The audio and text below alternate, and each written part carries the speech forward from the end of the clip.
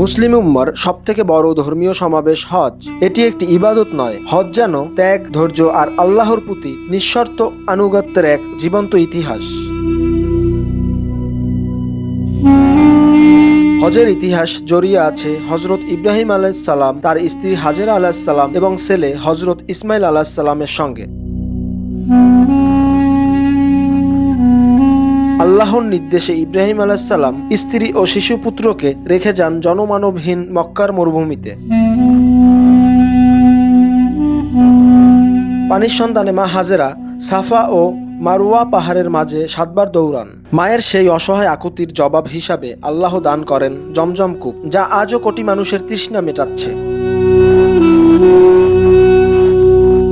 পরবর্তীতে আল্লাহর নির্দেশে ইব্রাহিম আলাইহিস সালাম ও ইসমাইল আলাইহিস সালাম নির্মাণ করেন পবিত্র কাবাঘর। এরপর মানবজাতিকে হজের আহ্বান জানানো হয়। সেই আহ্বানের ধারাবাহিকতায় আজও বিশ্বের নানা প্রান্ত থেকে লাখো মুসল্লি ছুটে আসেন মক্কায়। হজের প্রতিটি আনুষ্ঠানিকতার পেছনেই রয়েছে ইতিহাস ও শিক্ষা। আরাফাতের ময়দান মনে করিয়ে দেয় মহাসমাবেশের দিনকে, যা শয়তানকে পাথর নিক্ষেপ শেখায়, মন্দের বিরুদ্ধে প্রতিরোধ, জাতি, ভাষা আর বর্ণের ভেদাভেদ ভুলে এক কাতারে দাঁড়ানো শিক্ষা দেয় হজ।